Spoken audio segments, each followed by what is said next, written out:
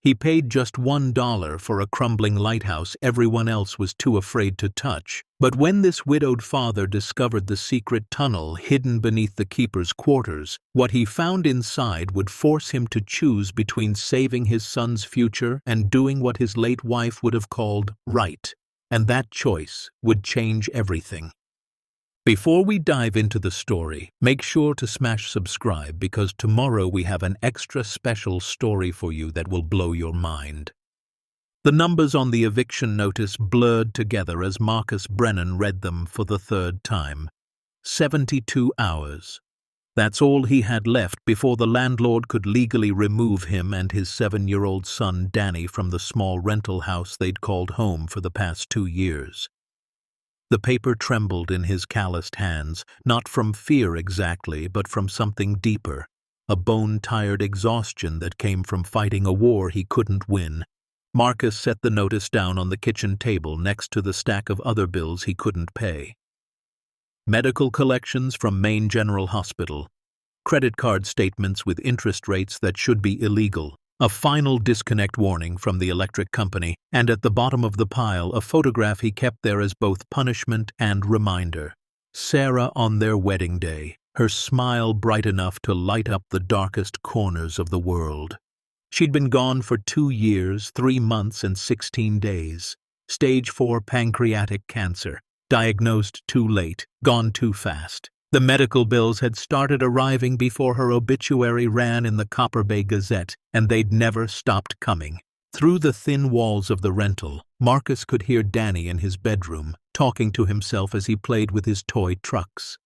The same trucks he'd had for 3 years because Marcus couldn't afford new ones. The same bedroom with the leak in the ceiling that Marcus patched every few months with whatever materials he could scavenge. His son's voice, innocent and pure, cut through the morning silence like a reminder of everything Marcus was failing at. Marcus was 34 years old. He'd once been a maritime engineer, designing offshore platforms and harbor systems for a firm in Portland. He'd made good money, had benefits, had a future that looked solid and bright. But when Sarah got sick, everything changed. The treatments required travel to Boston. Someone needed to be with her during the day-long chemotherapy sessions. Someone needed to take care of Danny when she was too weak to get out of bed. The firm had been understanding at first, then less so, then not at all. Marcus's last paycheck came 3 weeks before Sarah died. Now he worked odd jobs. $50 here to fix someone's broken fence, $75 there to clean out a garage. Sometimes he got lucky and picked up a full day of work helping the construction crew on the new housing development 12 miles south. Most days he wasn't lucky. Most days he came home with empty pockets and a fuller sense of failure. The coffee maker gurgled its last breath, producing a thin stream of brown liquid that barely qualified as coffee. Marcus poured it into a chipped mug, the one that said "World's Best Dad" that Danny had picked out at the thrift store last year, and walked to the window. The morning fog was rolling in from the Atlantic, thick and gray, swallowing the small coastal town of Copper Bay in its damp embrace. Somewhere out there, past the fog and the rocky coastline, past the failing fishing docks and the boarded-up cannery, the world kept turning. People went to jobs they didn't hate, paid bills that didn't crush them, lived lives that made sense. Marcus used to be one of those people. His phone buzzed on the counter. A text from Mrs. Henderson next door. "I can watch Danny after school again. Don't worry about paying me. Just bring him by whenever." Marcus closed his eyes. Mrs. Henderson was 72, living on Social Security, and had no business providing free childcare. But she did it anyway, had been doing it for months, because that's what people in small towns did. They helped each other, even when they couldn't really afford to. The kindness made Marcus feel grateful and ashamed in equal measure. "Dad!" Danny appeared in the kitchen doorway, his dinosaur pajamas too small, the cuffs riding up his ankles, his dark hair stuck up in every direction, and he had one of his toy trucks clutched in his hand. "Can we have pancakes?" Marcus forced a smile. "We're out of mix, buddy. How about cereal? Danny's face fell slightly, but he nodded. He was learning not to ask for things. 7 years old and already understanding that wanting cost money they didn't have. It broke Marcus's heart in ways the bills never could. As Danny ate his generic brand cornflakes at the table, swinging his legs that didn't quite reach the floor, Marcus's phone buzzed again. This time it was a notification from a local community board he'd joined months ago, desperately searching for work opportunities. Someone had posted something new. Public auction. Saturday, 9 in the morning, county courthouse. Multiple properties, various conditions, cash only. Marcus almost scrolled past it. He had exactly $43.16 in his checking account. What business did he have looking at property auctions? But something made him click through to the full listing. Maybe desperation. Maybe the same reckless hope that had made him believe 2 years ago that Sarah would somehow beat the odds. The list of properties scrolled down his screen. Most were foreclosures, commercial lots, abandoned buildings, standard auction fare. But then he saw it, buried near the bottom of the page. Lot 7, Harmon Point Lighthouse and associated structures, approximately 2.3 acres. Decommissioned 1989, severe disrepair, sold as is, no warranties, minimum bid, $1. Marcus stared at the screen. $1. The lighthouse that had stood watch over Copper Bay for more than 100 years was being auctioned off for the price of a candy bar. He knew Harmon Point. Everyone in Copper Bay knew it. The lighthouse sat on a rocky peninsula 3 miles north of town, accessible only by a narrow road that wound through dense pine forest. It had been built in 1872 from local granite, a towering sentinel meant to guide ships safely past the treacherous rocks that had claimed more than a dozen vessels. The light had burned every night for 117 years, tended by a succession of keepers who'd lived in the attached quarters and maintained the machinery with almost religious devotion. The last keeper had been a man named William Grady. Marcus barely remembered him. He'd been just a kid when Grady disappeared in 1978. The story had become local legend. One day the keeper was there. The next he was gone, vanished without a trace. Some said he'd fallen from the rocks during a storm. Others whispered darker theories involving debts, criminals, secrets. The Coast Guard had automated the light after that, then eventually decommissioned the whole station when GPS made lighthouses obsolete. For 34 years, Harmon Point had stood empty, slowly crumbling, slowly being reclaimed by the elements and the woods. Kids used to dare each other to explore it, before the county finally fenced it off and posted no trespassing signs. It had become a monument to what Copper Bay used to be, relevant, necessary, alive. Now it was being sold for $1. Marcus looked at Danny, who was making engine noises as he drove his truck through the scattered cereal on the table, looked at the eviction notice, looked at the photo of Sarah, frozen in time, forever smiling. What would she have done? Sarah, who'd always been braver than him, who'd faced cancer with a dignity that still took his breath away. She'd never been practical in the way Marcus was. When they'd gotten married, she'd wanted to honeymoon in Italy, even though they couldn't afford it. "We'll make it work," she'd said. "Some things are worth the risk." They'd gone to Italy. It had been the best week of Marcus's life. Saturday morning arrived cold and gray. Marcus dropped Danny at Mrs. Henderson's with a promise to be back by noon. The county courthouse sat in the center of town, a brick building from the 20s that had seen better decades. Marcus climbed the worn stone steps and entered the auction room with a knot in his stomach. The room smelled like old paper and regret. Maybe a dozen people had gathered, scattered among folding chairs that had probably been there since the building opened. Marcus recognized most of them. Tom Whitley, who owned the hardware store on Main Street, probably looking to scavenge materials from condemned properties. Barbara Cortez, a real estate speculator who'd bought up half the foreclosures on the south end of town and turned them into overpriced vacation rentals. A few others Marcus didn't know, strangers from out of town with laptops and serious expressions. The auctioneer was a woman named Patricia Nolan, who'd been conducting these sales for 20 years. She looked tired, like she'd seen too many dreams get sold off to the highest bidder and stopped caring about any of it. She shuffled papers at the podium and cleared her throat. All right, folks, let's get started. We've got 17 properties on the docket today. First up, lot number 1, commercial fishing warehouse on Pelican Drive. Structure is sound, needs new roof. Opening bid, $5,000. Marcus sat in the back row, his leg bouncing nervously. 5,000 might as well have been 5 million.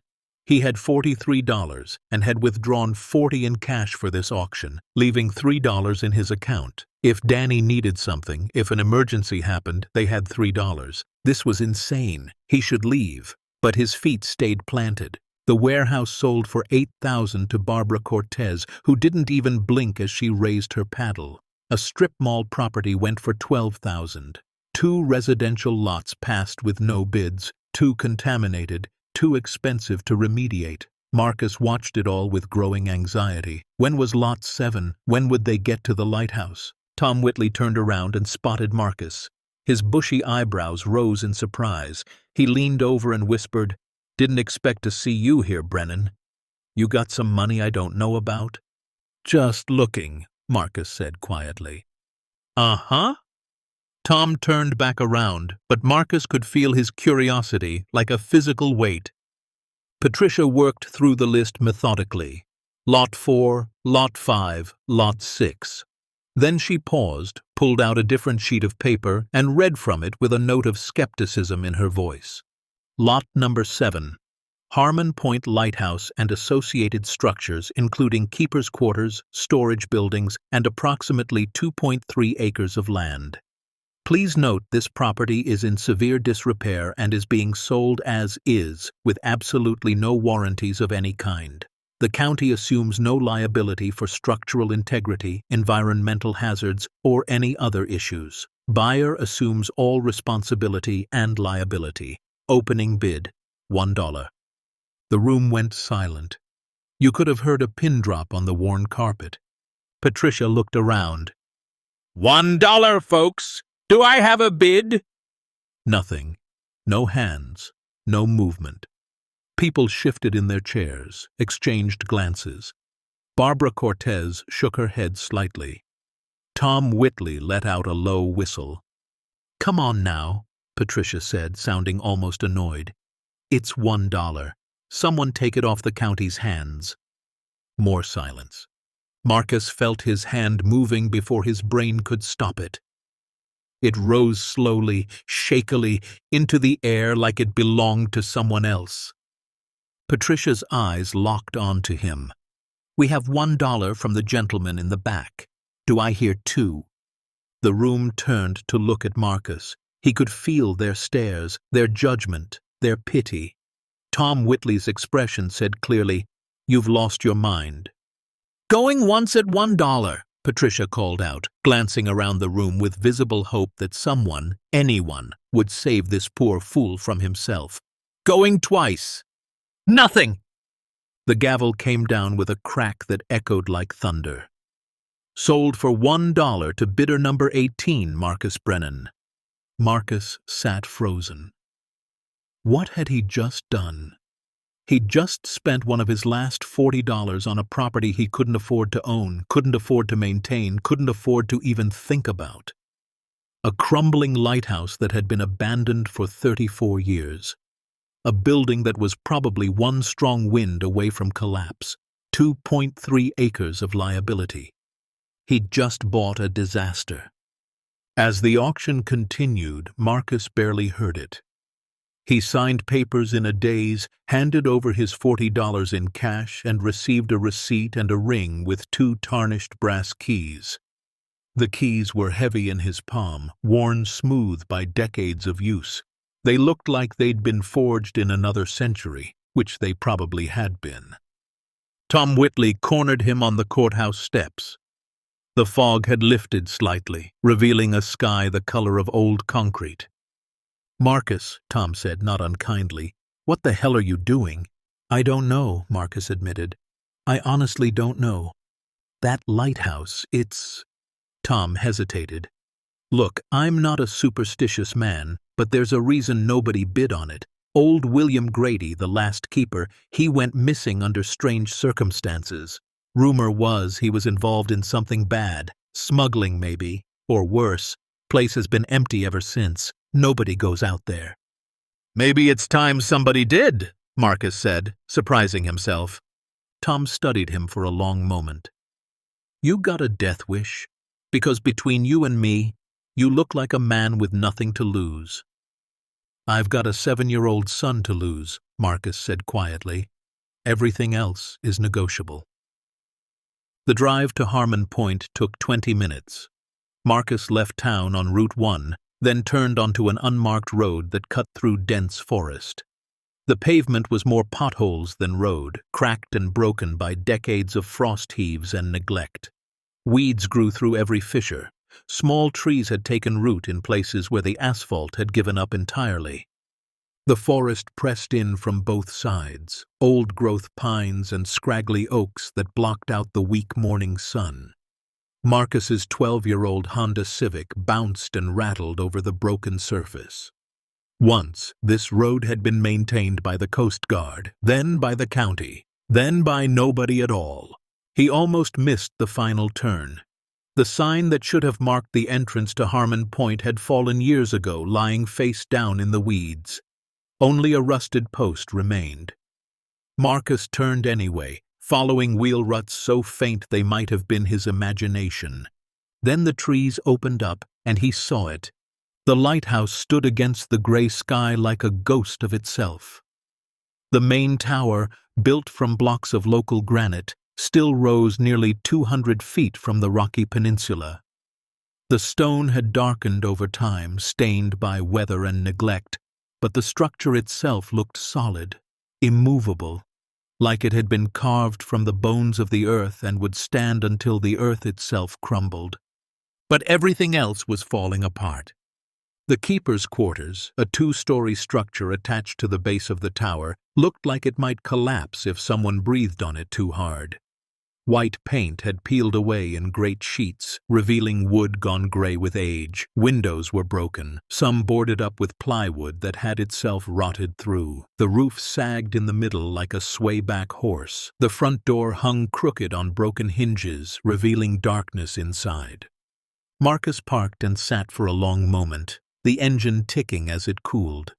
The smell of salt and seaweed drifted through his slightly open window. In the distance he could hear waves crashing against rocks with rhythmic violence, the eternal heartbeat of the Atlantic. He'd brought supplies in the trunk, a flashlight, a crowbar, a first aid kit, work gloves, and a bottle of water. The essentials for exploring a building that should probably be condemned. He gathered everything into a canvas bag and approached the keeper's quarters.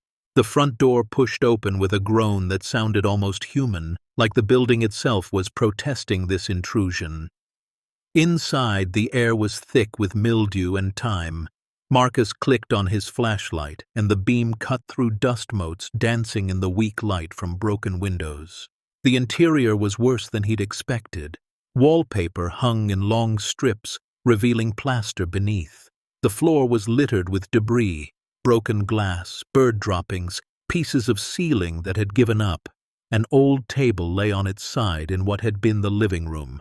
A rusted cook stove sat in the kitchen, its door hanging open like a mouth frozen mid-scream. But as Marcus moved through the rooms slowly, testing each floorboard before putting his weight on it, he began to notice something. The structure itself, beneath all the surface decay, was solid. The walls were plaster over brick, and despite the damage, they'd held. The floor jogged but didn't give way. The ceiling, though stained and sagging in places, hadn't caved in. Someone had built this place to last. And it had. Marcus climbed the narrow staircase to the second floor, where the keeper would have slept. 2 small bedrooms, barely large enough for a bed and dresser. A bathroom with a clawfoot tub that had rusted through, more broken windows, more peeling wallpaper, the same sense of abandonment. He was about to head back downstairs when he noticed something odd. In what had been the keeper's office, a small room with a desk built into the wall and shelves for logbooks and charts, there was a section of wall that didn't quite match the rest. Marcus approached it slowly. The bricks looked the same, the plaster the same, but the mortar was different, newer, cleaner. Someone had sealed something up, and recently enough that the work stood out against the century-old construction around it. His engineering training kicked in. He ran his hand along the wall, feeling for inconsistencies. There, a slight give, a hollowness that shouldn't be there. He pressed harder, and the plaster cracked slightly under his palm. Marcus went back to his bag and grabbed the crowbar. His hands were shaking slightly. This was crazy. He was probably about to knock a hole in a load-bearing wall and bring the whole structure down on his head. But something drove him forward. Curiosity, desperation, the same reckless hope that had made him bid on this place to begin with. The plaster gave way easily, crumbling to reveal bricks behind. Marcus worked carefully, prying out bricks one by one. They'd been laid without proper bonding, just stacked and covered. After 20 minutes of sweating and prying, he'd created an opening large enough to shine his flashlight through. A staircase, stone steps leading down into absolute darkness. Marcus's heart hammered in his chest. He checked his phone. No signal this far out. Nobody knew he was here. If something happened, if the structure collapsed or he fell or any one of 100 disasters occurred, it would be hours before anyone thought to look for him. Danny would be waiting at Mrs. Henderson's, wondering why Daddy was late again. He should leave, come back with help, with proper equipment, with someone who knew what they were doing. But instead, Marcus squeezed through the opening and started down the stairs. The temperature dropped immediately, like descending into a tomb. The air smelled different down here, dry and stale, preserved. His flashlight beam revealed steps that were carved from solid stone, descending at a gentle angle. The walls on either side had been smoothed, almost polished. This wasn't hastily constructed, this was engineered. Marcus counted as he descended. 20 steps, 30, 40. He should have hit bedrock by now, should have reached the water table. But the stairs kept going, down and down into the earth beneath Harmon Point. At step 63, the staircase opened into a tunnel. Marcus stopped, breathing hard, his heart pounding so loud he could hear it echoing off the stone walls. The tunnel stretched ahead, maybe 8 feet high and 6 feet wide, carved through solid rock. Timber beams reinforced the ceiling, dark with age but still solid. The floor had been smoothed flat, worn in the center by what must have been decades of foot traffic. This was impossible. Lighthouses didn't have secret tunnels. But here it was, undeniable and real. Marcus walked forward slowly, counting his steps, trying to maintain his sense of direction. The tunnel curved gently to the right, following what he guessed was the natural contour of the peninsula. 50 feet, 100. 200. His flashlight beam seemed inadequate, swallowed by the darkness ahead. Then, abruptly, the tunnel opened into a chamber. Marcus stopped breathing. The chamber was massive, at least 40 feet across and 20 feet high, carved from the bedrock beneath Harmon Point. And it was filled. Wooden crates were stacked along the walls, floor to ceiling, each one labeled with faded stenciling. Metal strongboxes sat in neat rows across the floor. Shelving units lined one wall, holding items wrapped in oilcloth and plastic. Everything was organized, catalogued, preserved with almost obsessive care. Marcus approached the nearest crate on shaking legs. His flashlight revealed stenciled words on the side, faded but still legible. Property of Hartford Museum, 1974. Handle with care. This end up. His hands trembled as he pried the crate open. The wood was old but intact. Inside, nested in packing material that crinkled under his touch, was a painting. Even in the dim flashlight beam, Marcus could see it was old, valuable. A landscape in an ornate gold frame, the kind of thing that belonged in a museum. because it had belonged in a museum, the Hartford Museum, and it had been stolen. Marcus moved to another crate. More paintings. Another crate. Sculptures wrapped in protective cloth. A fourth. Ancient pottery, each piece carefully cushioned. The metal strongboxes held something different. Marcus knelt beside one, his knees weak, and lifted the lid. Gold bars. Actual gold bars, stamped with dates and serial numbers, stacked like bricks. Each one probably weighed 25 pounds. There were dozens of them. He opened another strongbox, more gold. A third box, bundles of currency, old bills in denominations he didn't recognize, wrapped in plastic to protect them from moisture. Marcus's vision blurred. His ears rang. He sat down hard on the stone floor, the flashlight rolling away, its beam carving wild shadows across walls lined with stolen treasure. This wasn't possible. This couldn't be real. But it was. All of it was real, and it had been sitting here, hidden beneath an abandoned lighthouse for decades. And now it was his. Or at least, he'd bought the property it was hidden under. How much was here? 10 million? 50 million? More? And more importantly, who had put it here? Why? And what happened to the last keeper, William Grady, who disappeared in 1978? Marcus didn't know how long he sat there in that underground chamber, surrounded by what had to be hundreds of millions of dollars in stolen art and gold. His mind raced through possibilities, consequences, dangers. This wasn't treasure. This was evidence. This was proof of crimes that had probably gotten people killed. Eventually, his phone alarm buzzed. No signal down here, but the alarm still worked. Noon. He'd promised Danny he'd be back by noon. Marcus stood on legs that felt like water. He took one more look around the chamber, trying to memorize details, to convince himself this was real and not some stress-induced hallucination. Then he started back toward the tunnel, toward the stairs, toward the surface, and the life waiting for him above. As he climbed, his mind kept returning to one question.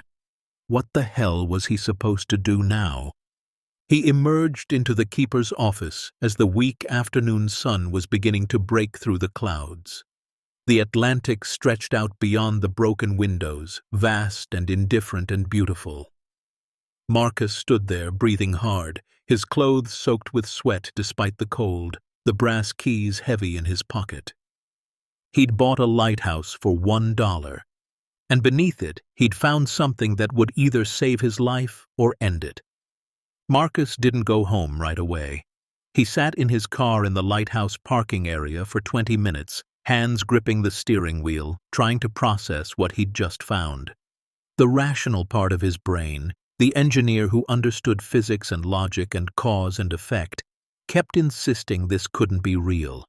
The other part, the part that had watched his wife die and his life crumble, knew better. Sometimes impossible things happened. Sometimes the world broke open and revealed things that shouldn't exist. He started the engine and drove back toward town, but his mind stayed in that underground chamber. Gold bars stacked like firewood, paintings wrapped in protective cloth, metal boxes filled with currency, all of it hidden, preserved, waiting. For what? For whom? Mrs. Henderson met him at the door when he arrived to pick up Danny. Her expression was worried, maternal. "You okay, Marcus? You look like you've seen a ghost." "Just tired," he said, forcing a smile that felt like a mask. "Long day. Thank you for watching him." Danny ran up and hugged his legs, chattering about the cookies they'd baked and the cartoon they'd watched. Marcus barely heard him. His mind was still 63 steps underground, standing in a chamber that shouldn't exist. That night, after Danny fell asleep clutching his stuffed dinosaur, Marcus sat at the kitchen table with his laptop. He searched for Hartford Museum Robbery 1974.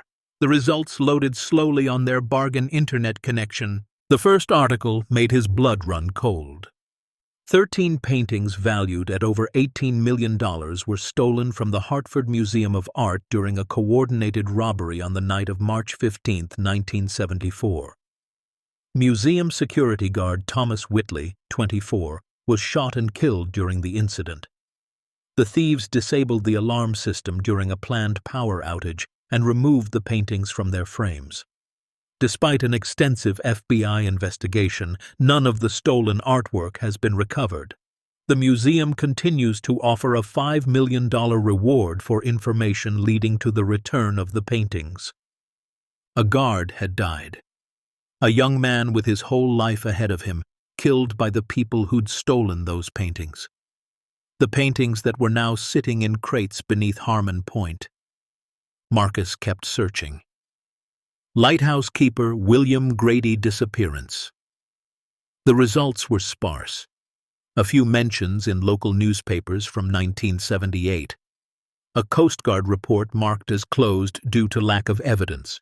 William Grady, age 62, lighthouse keeper at Harmon Point Station, was reported missing on October 3, 1978. His personal effects remained at the keeper's quarters, but Grady himself was never found. Authorities suspect he may have fallen from the rocks during stormy weather, though no body was recovered. The lighthouse was subsequently automated. Marcus closed the laptop and pressed his palms against his eyes. A robbery in 74, a disappearance in 78. And somewhere in between, someone had moved millions of dollars in stolen art into a secret chamber beneath a lighthouse. The question that kept circling his mind like a shark: was William Grady the thief, or was he protecting something from thieves?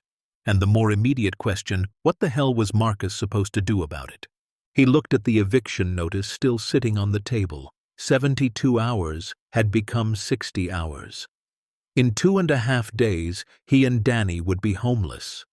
The gold alone in that chamber could solve every problem Marcus had. One bar, just one, would be worth what, $50,000? Enough to pay rent for a year, enough to buy Danny new shoes and clothes, enough to breathe, but it wasn't his. It was stolen. A man had died for it. Marcus didn't sleep that night. At 3 a.m, he gave up trying and drove back to Harmon Point. He told himself he needed to see it again, to confirm it was real. But deep down he knew he was going back because he couldn't stay away. Because that chamber had gravity, pulling him toward it like a planet pulling a comet into orbit. The lighthouse was different at night. Darker, obviously, but also more present somehow. The beam of his headlights swept across the tower as he parked, and for a moment he could almost see it as it once was, the great light turning slowly, warning ships away from the rocks, performing its singular purpose with unwavering dedication. Marcus had brought better equipment this time. A powerful LED lantern, extra batteries, a digital camera, latex gloves, and a notebook. If he was going to do this, whatever this was, he needed to be systematic. Document everything. Understand what he was dealing with. The descent down the hidden staircase felt different the second time. Less terrifying, more purposeful. His lantern illuminated details he'd missed before. Tool marks in the stone walls where someone had carved the tunnel by hand, ventilation shafts angled upward to the surface, a drainage channel along one edge to keep the tunnel dry. This hadn't been hastily constructed. Someone had spent years building this chamber, planning it, perfecting it. In the main chamber, Marcus began methodically photographing and cataloging everything. Each crate had markings. Each strongbox had inventory numbers. And in the far corner, partially hidden behind a stack of paintings leaning against the wall, he found something he'd missed during his first panicked exploration. A desk. It was old, wooden, with multiple drawers and cubby holes for storing papers. On top sat an old-fashioned oil lamp, its glass chimney dusty but intact. And beside the lamp, lying as if someone had set it down intending to return, was a leather-bound journal. Marcus's hands shook as he picked it up. The leather was worn smooth by countless hours of handling. He opened it carefully, the spine cracking slightly. The first entry was dated March 3, 1973, written in neat, careful handwriting. Today, I begin documenting what I know will be seen as either the greatest preservation effort of our time or the most elaborate theft. I prefer to think of it as the former. The men who hired me believe I'm simply providing storage for their acquisitions. They don't understand that I'm building something more important, an archive, a safety deposit box for history they would otherwise destroy or sell to the highest bidder. My name is William Grady. I am 62 years old. I have been the keeper of Harmon Point Light for 29 years. And I have decided that some things are too valuable to let evil men possess. Marcus sat down at the desk and kept reading, the words pulling him into a story that was both incredible and heartbreaking. William's journal told of men from New York who'd approached him in late 1972. They wore expensive suits and spoke politely, but William knew what they were: criminals, organized crime, the kind of people who made things and people disappear. They needed a place to store items that were too hot to move. The Lighthouse, isolated and forgotten, seemed perfect. They paid William well. Very well. $10,000 a month in cash, more money than a lighthouse keeper could make in a year. And all he had to do was accept deliveries, store items, and ask no questions. At first, William had justified it. His wife Margaret needed surgery they couldn't afford. His daughter Eleanor was in college, tuition bills mounting. The government pension wasn't enough. Everyone made compromises, didn't they? Everyone did what they had to do. But then the crates started arriving, and William began to understand what he'd become part of. The entry from June 12, 1975, made Marcus's chest tighten. I read in the newspaper about the Hartford Museum guard who was shot. Thomas Whitley, 24 years old. His wife was pregnant with their first child. The article said he tried to stop the robbers, tried to protect the artwork, and they killed him for it. I know the paintings they stole. They're in crates 17 through 29. I touch those crates every day when I move things around, making room for new deliveries. A young man died trying to protect those paintings, and I'm helping the men who killed him. I can't do this anymore, but I can't stop either. If I go to the police, they'll kill me. They've made that clear, not with words, but with implications. The way they look at me, the way they talk about loose ends and security. So I've decided on a third option. I'll keep accepting the items. I'll keep their secret. But I'll document everything, every piece, every date, every marking. I'll photograph what I can with my old Polaroid. I'll maintain records that tell the truth about where these things came from and what crimes were committed to obtain them. And someday, when the time is right, when I'm ready, I'll make sure the truth comes out. Marcus flipped through more pages, his heart pounding. William had spent years cataloging everything. The journal contained detailed inventories, descriptions of items, notes about their provenance, and the crimes associated with their theft. It was a complete confession and a complete indictment, all rolled into one worn leather volume. The entries from 1976 and 77 chronicled more deliveries. Gold bars from a bank robbery in Boston, ancient artifacts smuggled out of Greece, rare coins stolen from private collections. William documented it all, his handwriting growing shakier as the weight of his complicity grew heavier. Then Marcus reached the final entries, and his blood turned to ice. September 28, 1978. They know. I don't know how, but they know I've been keeping records.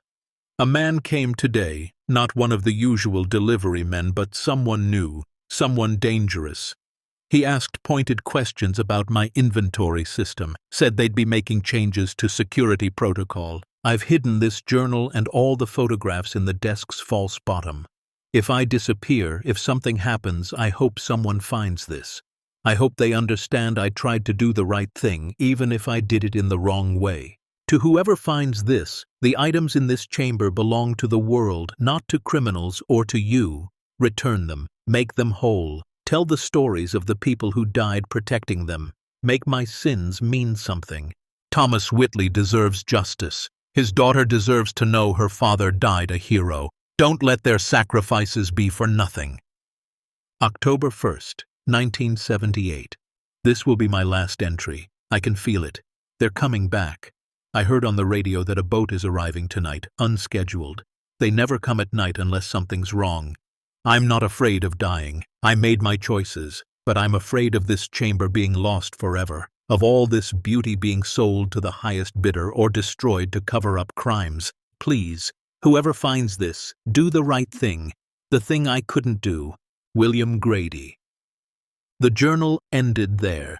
Marcus sat in the underground chamber surrounded by $300 million in stolen art and gold, and felt the weight of William Grady's legacy settle onto his shoulders like a physical burden. This wasn't treasure. This was a confession, a plea for redemption from beyond the grave.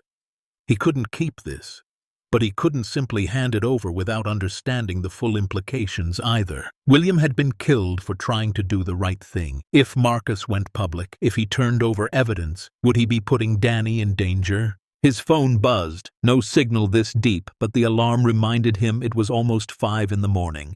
He needed to get home before Danny woke up. Marcus climbed back up to the surface, the journal tucked carefully under his arm. As he emerged into the keeper's office, the first light of dawn was beginning to paint the horizon in shades of pink and gold. The Atlantic stretched out before him, vast and indifferent and beautiful. He'd come here looking for answers. Instead, he'd found more questions and a responsibility he wasn't sure he could bear. The next few days passed in a fog of anxiety and indecision. Marcus went through the motions, dropped Danny at school, picked up odd jobs, pretended everything was normal, but his mind stayed in that chamber. The eviction notice deadline came and went. The landlord gave him a 3-day extension out of pity, but after that, they'd be on the street. Danny noticed something was wrong. Kids always do. "Dad?" he asked one morning as Marcus was making breakfast, burning toast because he couldn't concentrate. "Are you sick?" "No, buddy, just tired. I'm okay." "You don't look okay. You look like when Mama was sick, all worried and sad." Marcus's throat tightened. He knelt down and pulled Danny into a hug. "I promise I'm not sick. Just got some grown-up stuff on my mind. But it's nothing for you to worry about, okay?" Danny hugged him back, his small arms surprisingly strong. "Okay. But if you need help, you can tell me. I'm good at helping." That night, Marcus spread out all his research on the kitchen table after Danny went to bed. Articles about the Hartford Museum robbery. William's journal, which he'd read cover to cover 3 times. Photographs he'd taken of the items in the chamber. Estimated values based on what he could find online. The total was staggering. Even conservative estimates put the collection at over $300 million. $300 million. The number was so large it lost meaning, became abstract. But the faces in the articles weren't abstract. Thomas Whitley, the murdered guard, smiling in his wedding photo. His widow Patricia holding their newborn daughter at his funeral. The museum director who'd spent decades searching for the stolen artwork. The families of people whose precious heirlooms had been stolen and never recovered. Marcus thought about Sarah, about the values she'd tried to instill in Danny, about the person she'd wanted Marcus to be. She would have known what to do. She always did. His phone rang, startling him. Unknown number. Marcus almost didn't answer, but something made him pick up. "Marcus Brennan?" The voice was male, smooth, professional. "Who is this?" "A friend. Or at least someone who could be a friend if you're smart." A pause. "I understand you've acquired some property recently. The old Lighthouse on Harmon Point." Marcus's blood turned to ice. "How did you—" "Public records. The auction was public. Your purchase was public. What interests me is what you might have found that isn't public." "I don't know what you're talking about." A low chuckle. "Of course you don't. Let me be direct, Mr. Brennan. If you've discovered anything unusual at that property, anything that doesn't belong to you, the smart thing to do would be to forget about it. Walk away, sell the property, move on with your life. And if I don't?" The voice hardened. "Then you'd be making the same mistake the last keeper made." William Grady thought he could play both sides, thought he was clever. Where do you think he is now?" The line went dead. Marcus sat staring at his phone, his hands shaking. They knew. Whoever they were, they knew he'd bought the lighthouse, and they suspected he'd found the chamber, which meant they'd been watching the property, watching him. He looked at the eviction notice, at the pile of bills, at the photograph of Sarah smiling at him from their wedding day. Then he made a decision. The next morning, Marcus drove Danny to school early, then headed to the lighthouse. He needed to catalog everything properly, needed to understand exactly what was there before deciding what to do. But when he turned onto the access road, he saw fresh tire tracks in the mud. Someone else had been here. Recently. His heart hammering, Marcus approached the keeper's quarters carefully. The door he'd left closed was slightly ajar. Inside, the makeshift wall he'd broken through had been examined. He could see fresh handprints in the dust. Someone had been in the tunnel. Marcus descended quickly, his LED lantern cutting through the darkness. In the main chamber, everything looked the same at first glance, but when he examined William's desk, his stomach dropped. The journal was gone. He'd taken it home with him, but someone had clearly searched the desk, had found the false bottom William mentioned, had discovered the hiding place. They knew exactly what he'd found, and they knew he had the journal. Marcus climbed back up to the surface, his mind racing. He needed help, needed to talk to someone. But who? The police? What would he say? "I found 300 million in stolen art, and now criminals are following me." They'd think he was insane or lying or both. He drove back to town in a daze. The strange car appeared in his rearview mirror on Route 1, a black sedan, expensive, staying exactly 3 cars behind him. When Marcus turned into town, the sedan kept going, but the message was clear. You're being watched. That evening, Marcus took Danny to the Copper Bay Diner for burgers. It was a splurge they couldn't afford, but he needed to be around people, needed the normalcy of the red vinyl booths and the smell of frying onions and the sound of the jukebox playing classic rock. Danny chattered happily about his day, about the science project he was doing, about the friend who'd shared cookies at lunch. Marcus tried to focus, tried to be present, but his eyes kept scanning the diner looking for threats. That's when he saw him. A man sitting alone in a corner booth, nursing a cup of coffee, watching Marcus with the kind of attention that made his skin crawl.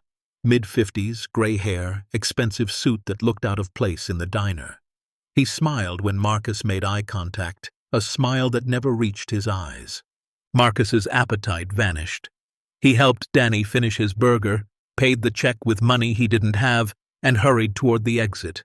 But the man was faster. "Mr. Brennan." He stepped into Marcus's path smoothly, still smiling. "Could I have a moment of your time?" "I'm with my son." "This won't take long. Perhaps your boy could play the claw machine for a minute?" He pulled out a $5 bill and offered it to Danny. Danny looked up at Marcus, uncertain. Marcus wanted to grab his son and run, but they were in a public place, surrounded by people. What could this man do here? "It's okay, buddy," Marcus said, his voice strained. "Go ahead. Stay where I can see you." Danny took the money and ran to the machine near the entrance. The man gestured to an empty booth. "My name is Richard Soto," he said once they were seated. "I'm a real estate investor from Boston. I have a proposition for you." "I'm not interested in selling." $50,000, cash, for the lighthouse and the land. More than fair for a property in that condition. 50,000 would change everything, would solve every problem Marcus had. "Why would you want it?" Marcus asked carefully. Richard's smile widened slightly. "Sentimental value. My grandfather was a merchant marine, spent time up and down this coast. I'd like to restore it as a memorial to him." It was a lie. Marcus could hear it in the smooth delivery, see it in the cold calculation behind those eyes. "I'll think about it," Marcus said. "Don't think too long." Richard pulled out a business card and slid it across the table. "Offers like this don't stay on the table forever. Sometimes opportunities close unexpectedly. Windows shut. Doors lock. He paused. Accidents happen. What happens next will turn this quiet investigation upside down, reveal a truth nobody expected, and remind us why sometimes the most dangerous treasure is the one you can't spend. Stay tuned to see what happens next. If you're enjoying the story, please like, share, and subscribe for more. The threat hung in the air between them, barely veiled. Marcus felt his hands clench into fists under the table. "Are you threatening me?" "I'm protecting you," Richard said smoothly. "You have a young son, 7 years old. Danny, right?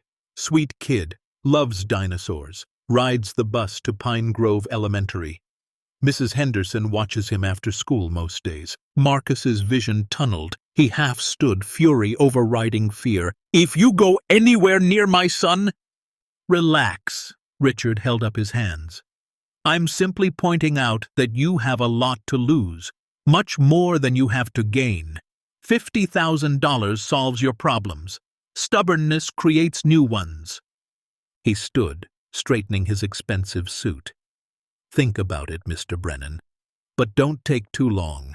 My patience, like my offer, has limits." Richard walked out of the diner, leaving his untouched coffee and a business card that felt radioactive on the table. Marcus sat frozen, his heart pounding. Danny was still at the claw machine, laughing as he tried to grab a stuffed bear. Safe, innocent, completely unaware that his father's $1 Lighthouse purchase had put them both in danger. Marcus picked up the business card with shaking fingers. The name and number were embossed in gold, professional, expensive, the kind of card that belonged to someone who made problems disappear. He thought about William Grady's final journal entry. "They're coming back. I heard on the radio that a boat is arriving tonight, unscheduled."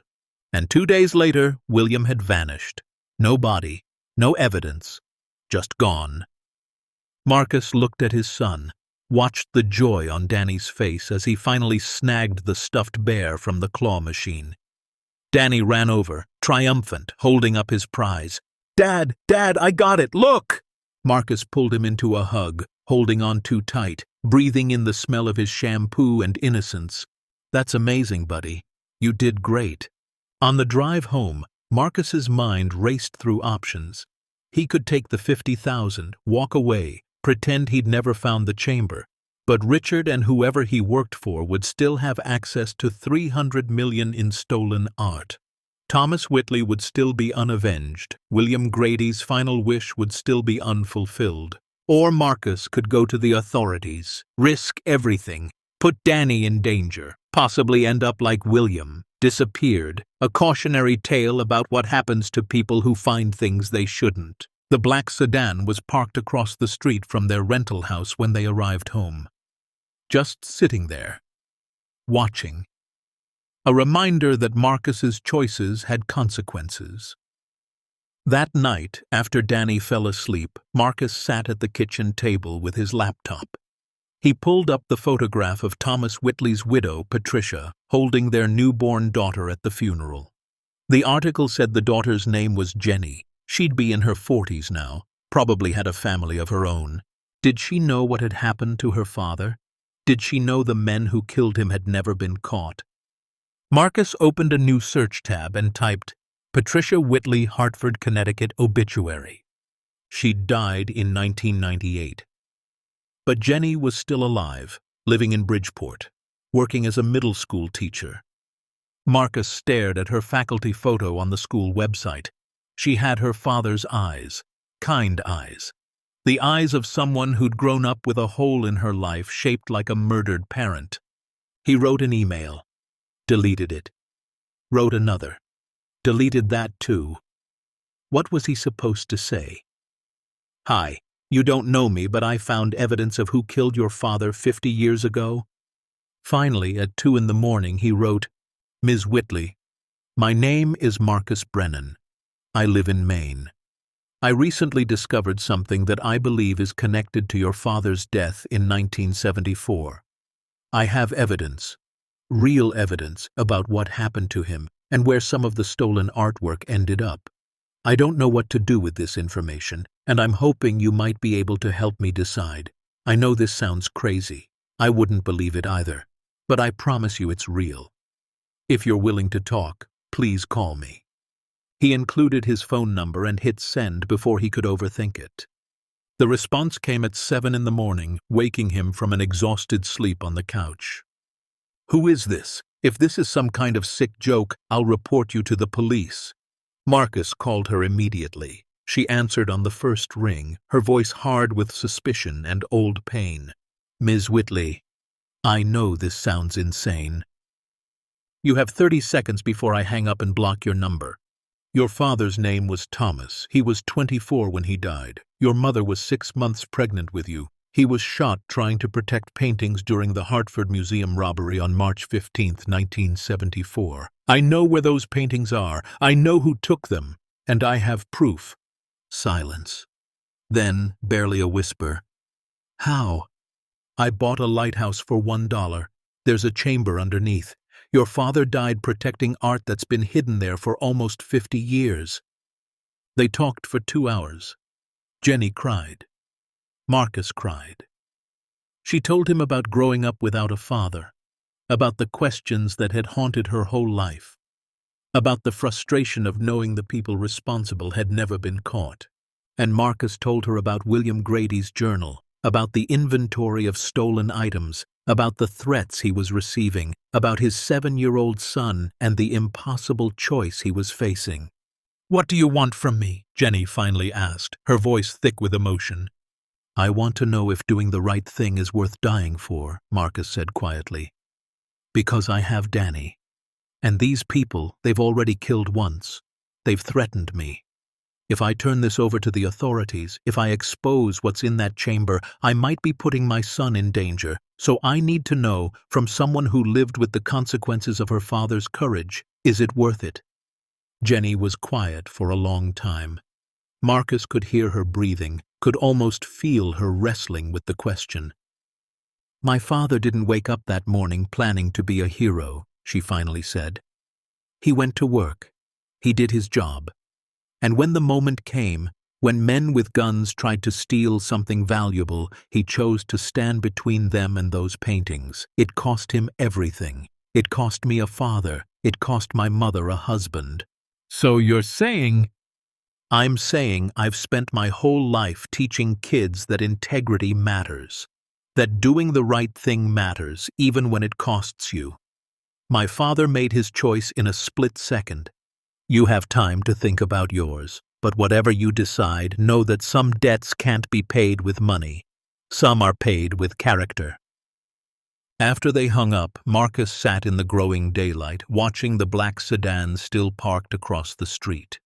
The men inside were probably drinking coffee, probably bored, probably thinking this was just another job. They didn't understand what they were guarding. Didn't understand that beneath that crumbling lighthouse sat evidence that could bring down a criminal network that had operated for 50 years. Marcus thought about Sarah, about the time she'd insisted they go to Italy even though they couldn't afford it. "Some things are worth the risk," she'd said. He thought about Danny, sleeping peacefully in his too-small bedroom, dreaming of dinosaurs and toy trucks. And he thought about William Grady's final words. "Do the right thing, the thing I couldn't do." Marcus stood up, made a decision, and picked up his phone. It was time to make a call that would change everything. Marcus started with the Hartford Museum robbery. He'd already read the basic articles, but now he went deeper, pulling up FBI archives that had been declassified, old newspaper microfilm, scans, even academic papers about art theft in the 1970s. The more he read, the darker the picture became. The Hartford heist hadn't been an isolated incident. It was part of a pattern. Between 1972 and 1979, more than 24 major thefts had occurred across the northeastern United States.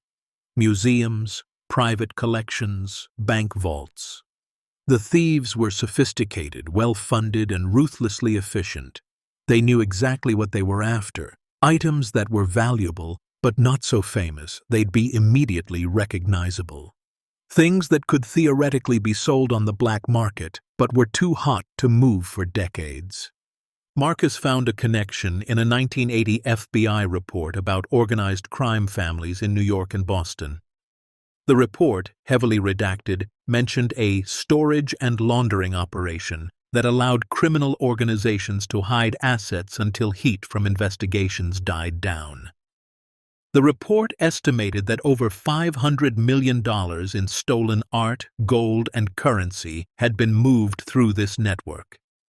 But the FBI had never found the storage locations. The network had been too careful, too compartmentalized. Individual thieves got caught, but the storage sites remained hidden. Until now. Marcus cross-referenced dates from Williams' journal with known robberies. Every major theft between 73 and 78 was represented in that chamber. The paintings from Hartford. Gold bars from the Suffolk Bank robbery in Boston. Ancient Greek artifacts that had disappeared from a private collector in Rhode Island. Rare coins stolen from a traveling exhibition in Providence. And behind all of it, one name kept appearing in the FBI reports, carefully buried in footnotes and redacted passages: Victor DeLuca. Marcus found a photograph from a 1976 surveillance operation. DeLuca standing outside a social club in New York's Little Italy, smoking a cigar, looking every bit the successful businessman. The caption identified him as a suspected associate of the Gambino crime family, though he'd never been successfully prosecuted. According to the most recent information Marcus could find, Victor DeLuca was still alive, 78 years old, retired to a waterfront estate in Palm Beach, Florida. Living off investments and legitimate business holdings, his criminal past carefully scrubbed by expensive lawyers and decades of distance. But Marcus wondered, if DeLuca had been the mastermind behind the storage network, did he still have people protecting his interests? People like Richard Soto who'd threatened him in the diner? The answer came 2 days later. Marcus was walking Danny to school, holding his son's hand as they crossed Main Street when a car pulled up alongside them. Not the black sedan that had been following him, but a silver Mercedes with tinted windows. The back window rolled down and Richard Soto looked out, still wearing that cold smile. "Mr. Brennan, we need to talk." "I'm with my son." "Then walk him to school and meet me at the harbor in 15 minutes. Don't make me ask twice." The window rolled up and the Mercedes drove away. Marcus's hands were shaking as he walked Danny the rest of the way. At the school entrance, he knelt down and hugged his son tightly. "Dad, you're squishing me," Danny said, laughing. "Sorry, buddy, I just love you. You know that, right?" "I know. Love you too." Danny pulled back, his small face serious. "Are you okay? You seem scared." "I'm fine. Just got a lot on my mind. You have a good day at school, okay? Learn something amazing." "Okay, we're doing fractions today. Mrs. Peterson says they're like pizza slices."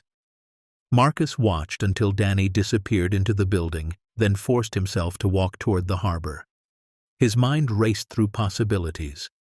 He could run, get in his car, grab what little they owned, and drive. But where?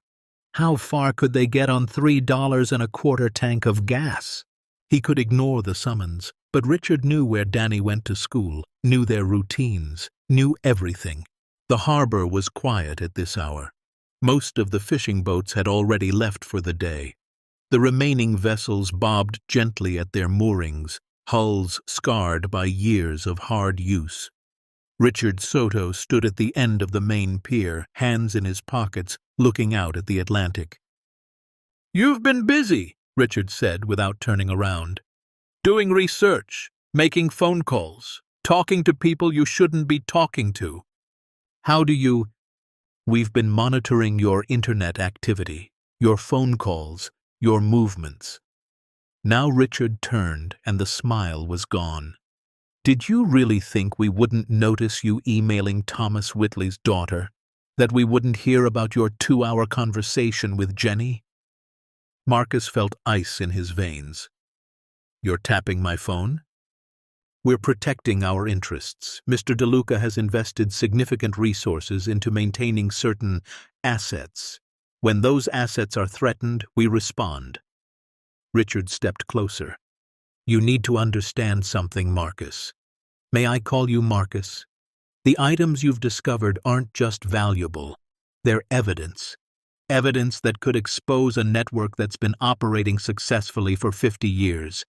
People have died to protect that network. Important people. Dangerous people." "Like William Grady?" Richard's expression didn't change.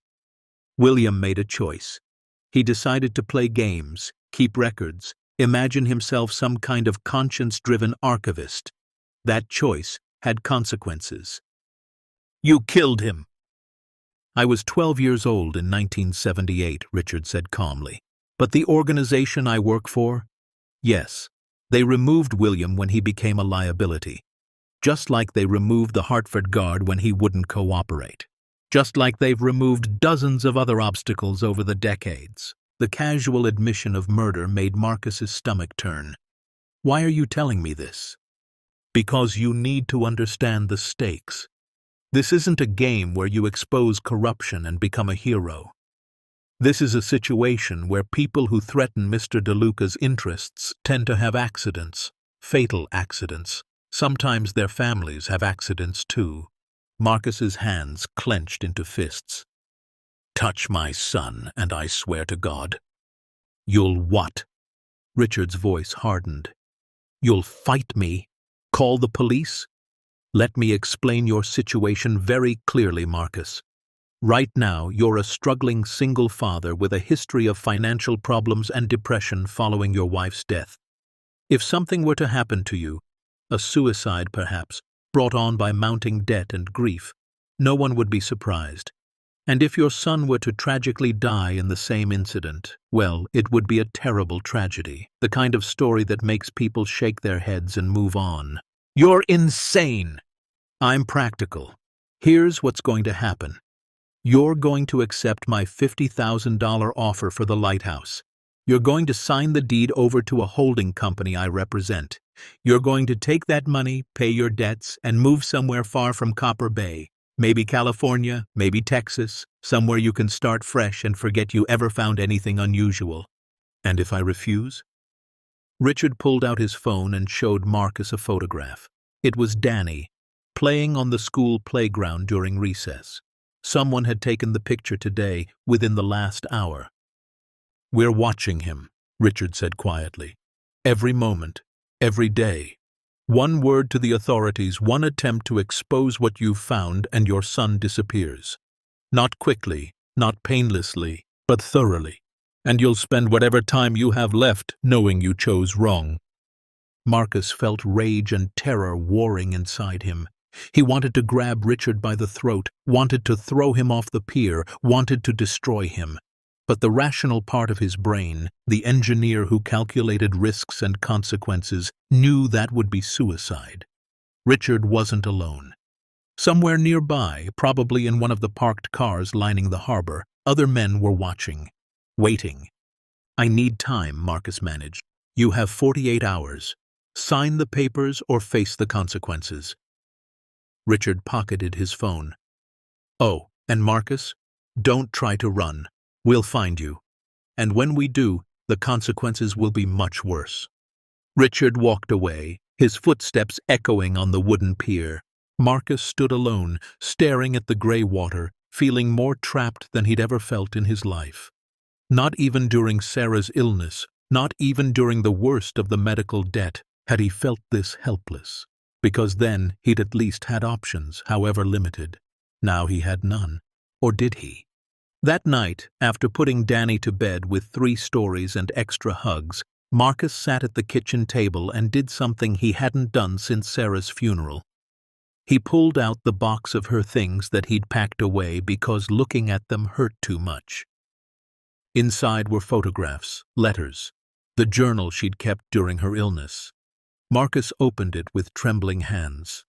Sarah had been a teacher before she got sick, had worked at the same middle school for 8 years, She'd loved it. Loved helping kids discover that learning could be exciting, that history wasn't just dates and dead people but stories about real humans making real choices.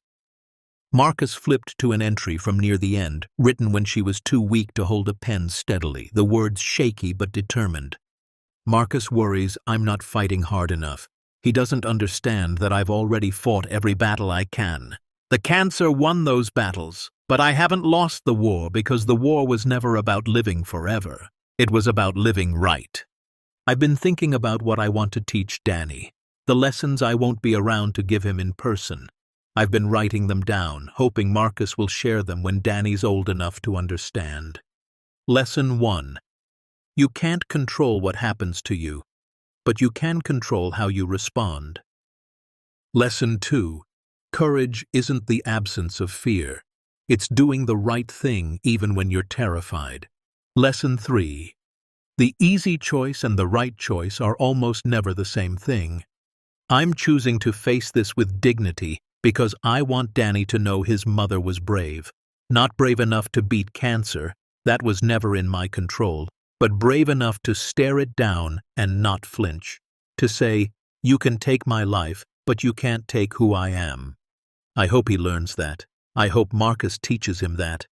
Marcus closed the journal, tears streaming down his face. Sarah had faced death with more courage than he was showing now in the face of threats. She'd chosen dignity over despair, character over convenience. What would she tell him to do? The answer was so obvious it hurt. She'd tell him to protect Danny, yes, but not by running, by standing, by doing the right thing even when it was terrifying. Because the kind of world where criminals could threaten children and get away with it wasn't a world worth living in, wasn't a world worth passing on to the next generation. Marcus remembered something else Sarah used to say, quoting someone she'd read. The only thing necessary for evil to triumph is for good people to do nothing.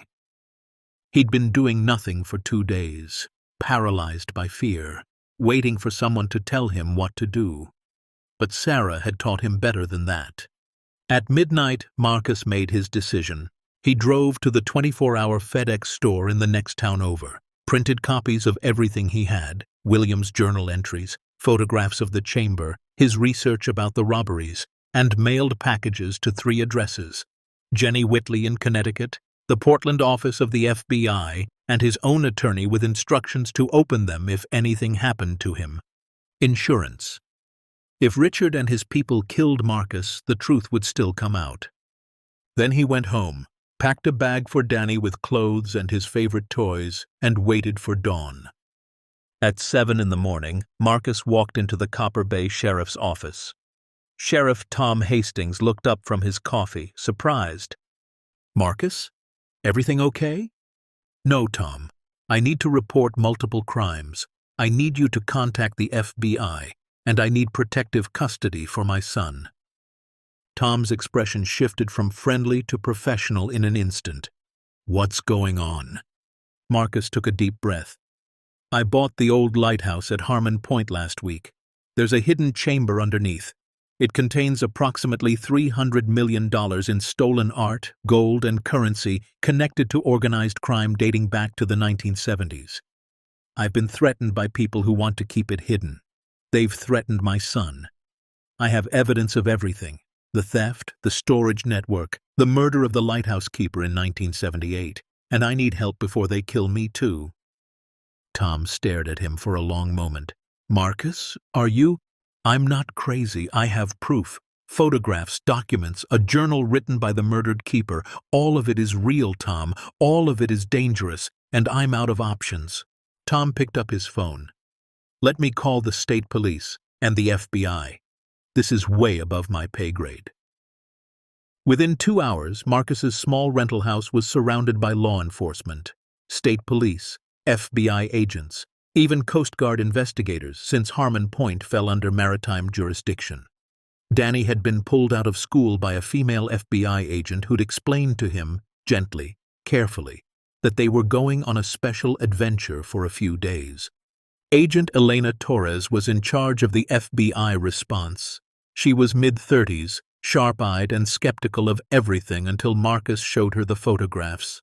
"Holy hell," she whispered, scrolling through images on his phone. "Is this real?" "Every bit of it. The chamber, the journal, the threats, all real." "And you say you've been threatened by someone named Richard Soto?" "He works for Victor DeLuca. At least that's what I pieced together from my research." Torres looked up sharply. "Victor DeLuca? The Victor DeLuca? You know him?" "Everyone in organized crime investigation knows him. He's a ghost, suspected of running one of the most successful criminal networks in the Northeast, but we've never been able to touch him. No evidence, no witnesses willing to testify, nothing but suspicion and circumstantial connections." She looked back at the photos. "If this chamber really exists, if it contains what you say it contains, this could be the break we've been waiting 50 years for." The convoy to Harmon Point left at noon. 5 black SUVs, Marcus riding in one with Agent Torres, Danny in another with 2 agents trained in child protection.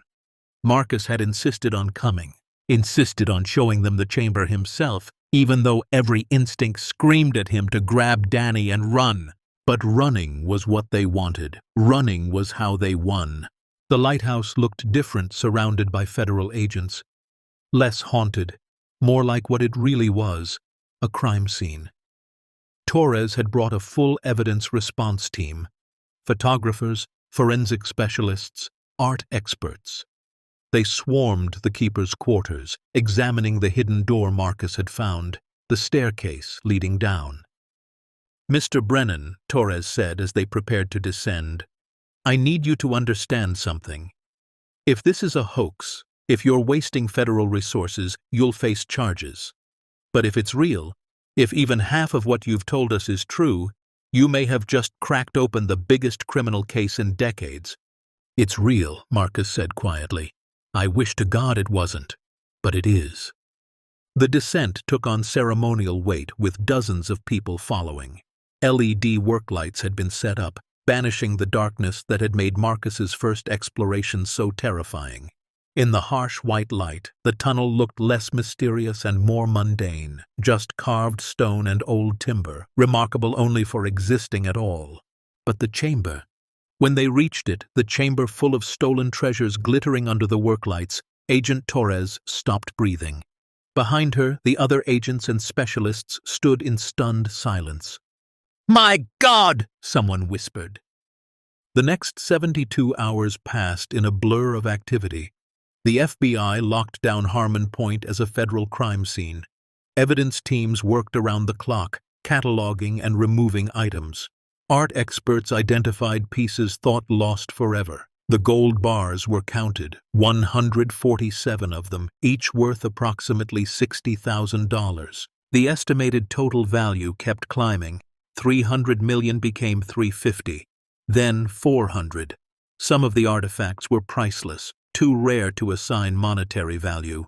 Meanwhile, the investigation expanded.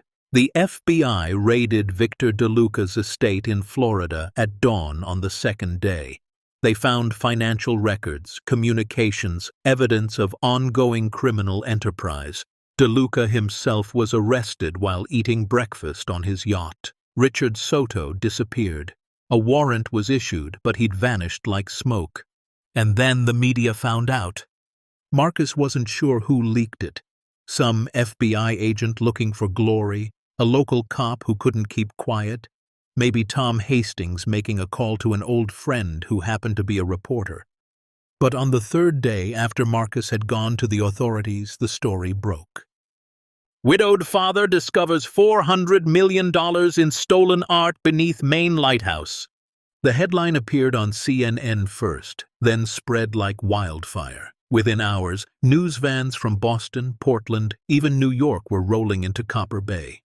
The small town's main street became clogged with satellite trucks and reporters doing stand-ups in front of lobster shacks and gift shops. Marcus's rental house was besieged. Reporters camped on the lawn, shouting questions whenever he appeared. The FBI moved him and Danny to a safe house in Augusta, but that location leaked too.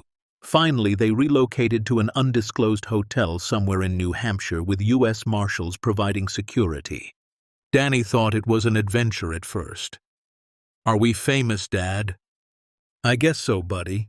But not the good kind of famous." The town's reaction was mixed. Some people called Marcus a hero, the guy who'd exposed decades of crime, who'd done the right thing despite personal risk. They talked about how he'd honored the memory of Thomas Whitley and William Grady, how he'd made sure justice was finally served. But others called him a fool. He could have kept quiet and been set for life, Marcus overheard someone say on a news clip. Instead, he threw away a fortune and painted a target on his back. Tom Whitley from the hardware store gave an interview standing in front of his shop. "I told him that Lighthouse was cursed. I told him to walk away. But Marcus, he's always been stubborn. Guess sometimes stubbornness looks like courage." Barbara Cortez, the real estate speculator, was less kind. "He's destroyed any chance of that property ever having value. No one will want to buy it now. It'll always be the crime lighthouse. Marcus Brennan may have done the right thing legally, but he's also ensured that Copper Bay will be a media circus for years." Mrs. Henderson, bless her, appeared on the local news defending him. "Marcus is a good man who's been dealt a terrible hand. He lost his wife, he's struggling to raise his boy, and he found something that would have tempted anyone. But he chose integrity over money. That's not foolishness, that's character." The FBI held a press conference on day 5. Agent Torres stood at a podium in the Boston field office, flanked by the FBI director and representatives from multiple law enforcement agencies. "Thanks to information provided by Mr. Marcus Brennan of Copper Bay, Maine, we have successfully dismantled a criminal storage and laundering network that has operated for over 50 years. We have recovered approximately $430 million in stolen art, precious metals, and currency. We have made multiple arrests, including Victor DeLuca, a long-suspected organized crime figure who has evaded prosecution for decades." The questions came rapid fire. "Is Mr. Brennan in danger?" "We have taken appropriate measures to ensure his safety and the safety of his family." "Will he receive a reward?" "There are several reward programs associated with the recovered items. Mr. Brennan may be eligible for compensation." "Has he been charged with anything?" "No. Mr. Brennan is a witness and a victim, not a suspect. He voluntarily came forward with evidence and has cooperated fully with our investigation." But the biggest question came from a reporter in the back. "Are there still threats against him? Is the criminal network completely dismantled?" Torres hesitated just for a moment. "The investigation is ongoing. We believe we've arrested or identified the primary actors, but organized crime networks have depth. We're taking Mr. Brennan's security very seriously," which was FBI speak for "yes, he's still in danger." Marcus watched the press conference from the safe house in New Hampshire, Danny asleep on the couch beside him. The little boy had stopped thinking it was an adventure around day 3, when he realized he couldn't go home, couldn't go to school, couldn't see Mrs. Henderson or his friends. "When can we go back, Dad?" he'd asked that morning, his voice small and scared. "Soon, buddy, I promise. Soon." But Marcus didn't know if that was true. Agent Torres had been honest with him. Richard Soto was still out there, probably others too, people who viewed Marcus as a threat that needed eliminating. The FBI could provide protection, but they couldn't provide it forever. Eventually, Marcus and Danny would have to return to some version of normal life, and when they did, would they ever truly be safe? Marcus thought about Sarah's journal entry, about choosing courage over fear, about doing the right thing even when terrified. He'd done the right thing. He believed that. But right now, sitting in a bland hotel room with armed guards outside and his son asking when they could go home, the right thing felt impossibly heavy. His phone buzzed, a secured line the FBI had given him. Agent Torres. "Marcus, I wanted to update you. We picked up someone trying to access your rental house. Guy named Vincent Shaw, 57, works as an attorney for DeLuca's organization. He had a firearm and what looked like surveillance equipment. Marcus's heart stopped. He was going to... We don't know what he was planning, but he's in custody now. That's 3 of DeLuca's known associates we've arrested in the past week. The network is crumbling. But Richard Soto is still out there. Yes, but Marcus, here's the thing. You're too public now. Every news outlet in the country has run your story. Killing you now would draw massive attention, would put even more pressure on what's left of DeLuca's organization. You're actually safer because everyone knows who you are. That's supposed to make me feel better? It should. Look, I know this is hard. I know you're scared, but you made the right call coming to us. You saved your son by exposing the truth, not by hiding it. After she hung up, Marcus sat in the dark, listening to Danny's soft breathing. His son shifted in his sleep, mumbling something about dinosaurs. Marcus had spent 2 years trying to protect Danny from every hardship, every loss, every difficulty. He'd worked himself to exhaustion, swallowed his pride, accepted charity he didn't want, all to keep his son safe and happy. But the greatest protection he could give Danny wasn't a roof over his head or food on the table. It was showing him that his father was a man of integrity, that when faced with an impossible choice, Marcus had chosen what was right over what was easy. Danny would grow up knowing his father had been brave. Not brave enough to stop bad things from happening, that was never in Marcus's control, but brave enough to do the right thing anyway. Just like Sarah had been brave. Marcus pulled out his phone and opened the photograph of Sarah he kept as his wallpaper. Her smile seemed to say, "You did good. I'm proud of you." For the first time in days, Marcus felt something other than fear. He felt peace. The authentication process took 3 months. Art experts from around the world descended on a secure FBI facility in Boston where the recovered items had been moved. Marcus watched through observation windows as conservators carefully unwrapped paintings that hadn't seen daylight in 50 years, as archaeologists examined ancient artifacts with trembling hands, as numismatists catalogued rare coins thought lost to history. Each item told a story. The Hartford Museum paintings, all 13 of them, were authenticated within the first week. The museum's director, a woman named Dr. Catherine Wells, who'd spent her entire career searching for these pieces, actually wept when she saw them. Marcus was there when she examined the most valuable piece, a landscape by an American master worth over $40 million alone. "My predecessor died never knowing what happened to these," Dr. Wells said, her voice thick with emotion. He blamed himself. Thought museum security was his responsibility, his failure. He spent 30 years looking, hoping. This, she gestured at the painting, this gives meaning to all those years. But the Hartford pieces were just the beginning. The ancient Greek artifacts had been stolen from a private collector named Theodore Papadopoulos in 1975. His grandson, now in his 60s, flew in from Athens to verify the items. He brought photographs of his grandfather standing proudly next to a marble statue of Athena, the same statue that now sat in an evidence room in Boston. "My grandfather loved these pieces more than anything," the grandson told Marcus through an interpreter. "When they were stolen, something broke in him. He died 5 years later, still searching. Thank you for finding them. Thank you for bringing them home." The gold bars were traced to a bank robbery in Boston in 1976.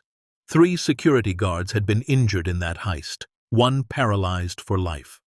That guard, now 71 and in a wheelchair, came to the FBI facility to see the recovered gold.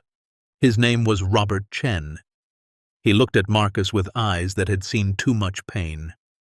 "I spent 47 years wondering if it was worth it," Robert said quietly. "If fighting back, if trying to stop them, if ending up in this chair made any difference. Now I know it did. Because you found the evidence. You made sure they didn't win." Marcus met with dozens of victims' families. The widow of a museum curator who'd been beaten during a theft. the daughter of a police officer who'd investigated one of the robberies and later died in a suspicious car accident, the brother of a security guard who'd gone missing after witnessing something he shouldn't have. Each person carried decades of grief, unanswered questions, and a hunger for justice that Marcus understood in his bones. Because he'd carried the same weight since Sarah died, the desperate need to know that suffering meant something, that loss wasn't just random cruelty but part of a larger story. Agent Torres kept Marcus updated throughout the process. The FBI had built an airtight case against Victor DeLuca. The evidence from the chamber, combined with William Grady's detailed journal, painted a picture of a criminal network that had operated with impunity for half a century. Financial records seized from DeLuca's estate showed payments to dozens of associates, including several who'd been involved in the original thefts. Richard Soto remained at large, but the FBI had frozen his assets, issued international warrants, and alerted every agency from Interpol to Border Patrol. "He'll surface," Torres said, "and when he does, we'll be waiting." The question of what Marcus would receive became complicated quickly. The FBI had located reward programs associated with at least 8 of the recovered thefts. The Hartford Museum alone offered $5 million for information leading to recovery. Other institutions offered smaller amounts, but collectively, Marcus could potentially receive over $15 million. But there were also legal complications. Did Marcus own the items because they were found on his property? Did the original owners have claims? What about the government, which had seized everything as evidence? The lawyers descended like locusts. Marcus met with a legal aid attorney provided by the FBI, a sharp woman named Margaret Stokes who specialized in asset recovery cases. She laid out his options in her office overlooking Boston Harbor. "You have a strong claim to finder's fees from multiple sources," Margaret explained. "The law is fairly clear. You purchased the property legally, discovered the items, and voluntarily reported them to authorities. You're not a thief, and you're not a criminal. You're a good Samaritan, and most reward programs are designed specifically for people like you." "How much are we talking?" "Conservative estimate, $8 to $12 million. Possibly more if we negotiate aggressively with the institutions." Marcus stared out the window at the gray Atlantic. $8 million. More money than he'd ever imagined having. Enough to secure Danny's future, to never worry about bills again, to live comfortably for the rest of his life. But something didn't feel right. "What if I don't want to negotiate aggressively?" Marcus asked. Margaret blinked. "I'm sorry?" "What if I just want enough to clear my debts and set up a modest college fund for my son? What happens to the rest?" "The rest would go back into the pool for the institutions to distribute as they see fit." "But Marcus, you're entitled to this money. You risked your life." "I know, but I didn't do this for money. I did it because a man named Thomas Whitley died trying to protect art, and his daughter deserved to know the truth.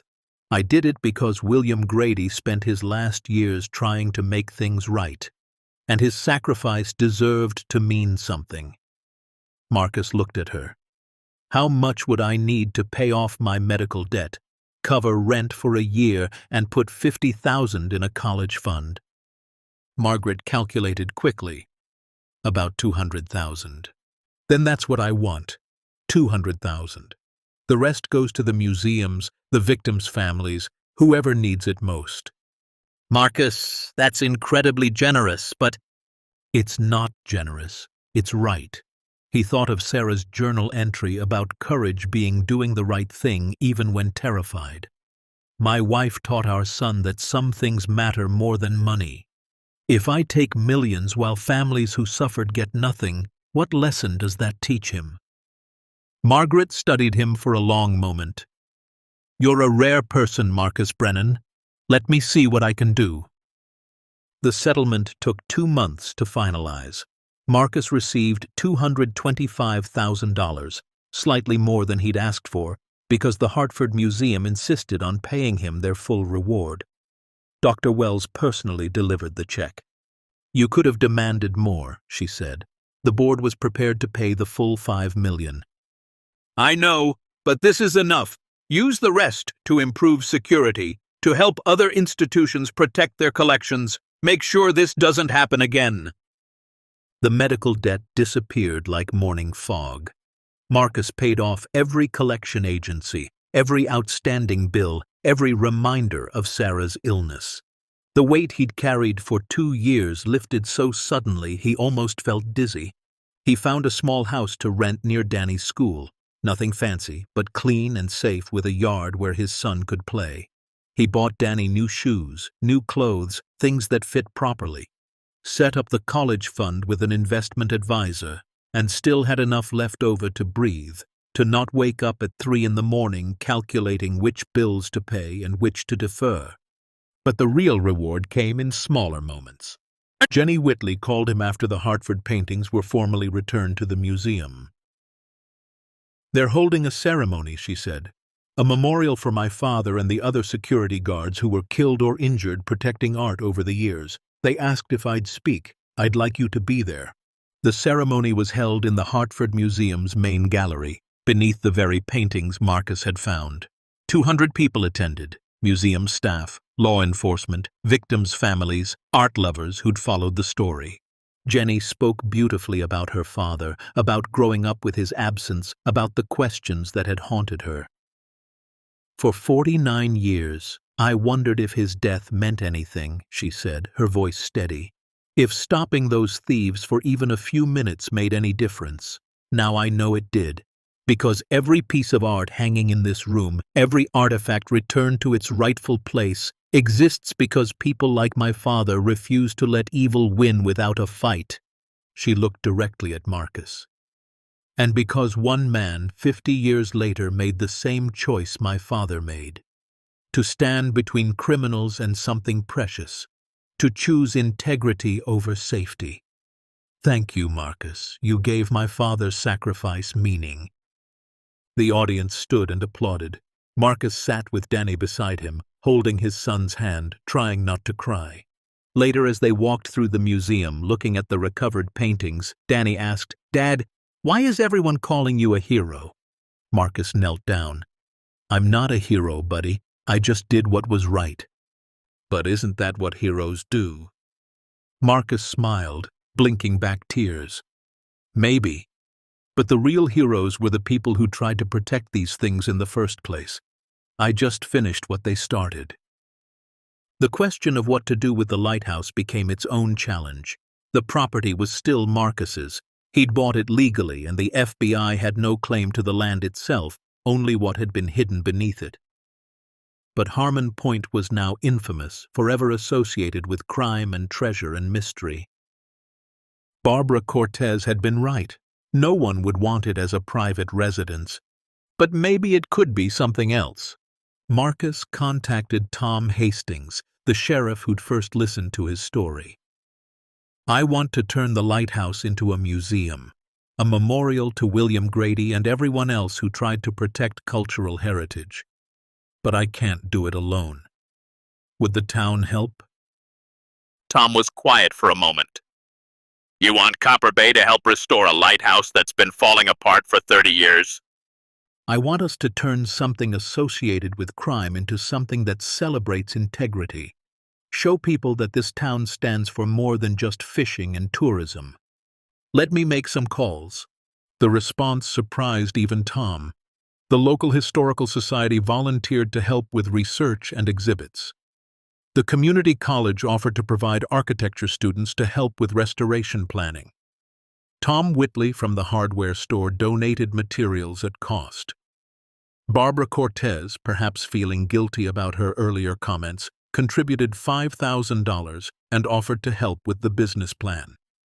Even Mrs. Henderson got involved, organizing bake sales and fundraisers to help cover costs. But the biggest surprise came from an unexpected source. Dr. Catherine Wells from the Hartford Museum called Marcus with a proposition. "The museum board wants to contribute to the lighthouse restoration," she said. $100,000 to be used specifically for creating educational exhibits about art theft, cultural preservation, and the importance of protecting heritage. That's incredibly generous. It's appropriate. That lighthouse protected our paintings for 50 years, even if it was for the wrong reasons. Now it can teach people why those paintings matter, why they're worth protecting, why people like your lighthouse keeper and my security guard made the choices they did. The restoration took a year.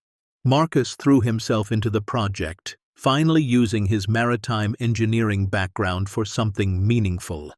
He designed structural reinforcements for the tower, planned the layout of exhibit spaces, worked with historians to tell William Grady's story honestly, not as a villain or a hero, but as a flawed man who'd made mistakes and tried to atone for them. Danny helped too. On weekends, Marcus would bring him to the lighthouse, and they'd work together, cleaning, painting, organizing. Danny loved the tower, loved climbing the 163 steps to the lantern room and looking out over the Atlantic. "Can we light it, Dad?" Danny asked one day. "Make it work again?" Marcus had been thinking about that. The original Fresnel lens was long gone, scrapped when the lighthouse was decommissioned. But there were companies that recreated historical lighting systems. It would be expensive, but... "Yeah," Marcus said. "Yeah, let's make it shine again." The grand opening was scheduled for June 15th, 2 years to the day after Sarah had died. Marcus hadn't planned it that way. The timing just worked out. But as the date approached, he felt her presence more strongly than he had in months.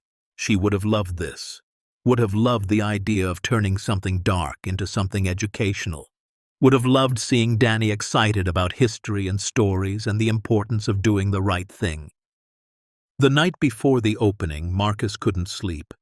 He drove to Harmon Point alone, parking in what was now a proper parking lot with clean lines and good lighting. The lighthouse stood before him, transformed. Fresh paint gleamed white in the moonlight. New windows reflected the stars. The keeper's quarters, now the museum entrance, looked solid and welcoming. Marcus let himself in with his key, his real key now, not the tarnished brass ones from the auction, but a new key to a new beginning. He walked through the exhibits he'd helped create. The first room told the story of Harmon Point Lighthouse itself, its construction in 1872, the keepers who'd served there, its role in guiding ships safely past the rocks. Photographs and artifacts brought the history to life. The second room was harder. It documented the crimes, the thefts, the murders, the decades of criminal activity. But it also honored the victims, Thomas Whitley, and the other security personnel who'd been killed or injured, the families who'd lost precious heirlooms, the investigators who'd spent careers chasing ghosts. The third room was William Grady's. His journal was displayed in a climate-controlled case opened to his final entry. Photographs showed him as a young keeper, proud and strong, then older, more weathered, carrying the weight of his choices. The exhibit didn't shy away from his complicity, but it also didn't ignore his attempt at redemption. And the fourth room, the newest addition, was dedicated to the recovery. Photographs documented the FBI investigation, the authentication process, the return of stolen items. A wall of thank you letters from museums and victims' families covered one entire side, and in the center, a plaque read, "In memory of all who protect our cultural heritage, even at great personal cost, may their courage inspire us to do the right thing, even when it's difficult." Marcus climbed the tower stairs, his footsteps echoing in the silence. At the top, in the lantern room, the new lighting system waited. It wasn't the original Fresnel lens, but it was historically accurate, a beautiful recreation that had cost more than Marcus wanted to admit. He stood at the windows, looking out at the dark Atlantic. Tomorrow, this light would shine for the first time in 36 years. Sailors wouldn't need it for navigation anymore. GPS handled that. But it would shine anyway, a symbol of hope and integrity and the belief that light could push back darkness. "I did it," Marcus whispered to the empty air, to Sarah, to whoever might be listening. "I kept my promise." The opening ceremony drew over 500 people. News vans returned to Copper Bay, but this time the coverage was celebratory rather than sensational. The governor of Maine attended, giving a speech about heritage preservation and community pride. Agent Torres came, bringing several other FBI agents who'd worked on the case. Jenny Whitley flew up from Connecticut with her children, wanting them to see where their grandfather's story had finally found resolution.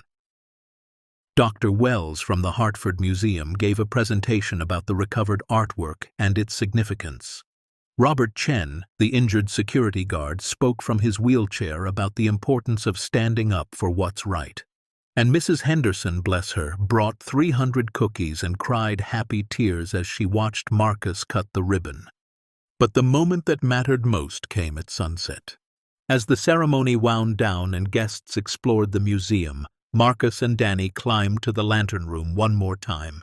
Agent Torres had arranged for the official lighting to happen at dusk, with the whole crowd gathered below to watch.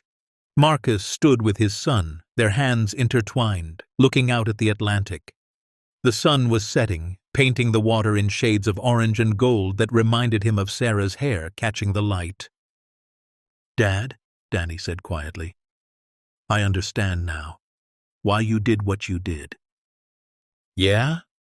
You could have kept the treasure and we could have been rich.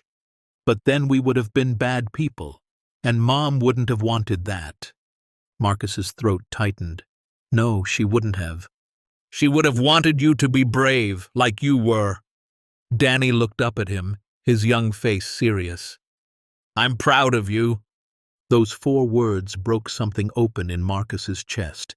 He pulled Danny into a hug, holding his son close, feeling the weight of 2 years of grief and struggle and fear finally begin to lift. "I'm proud of you too, buddy. You've been so strong through all of this."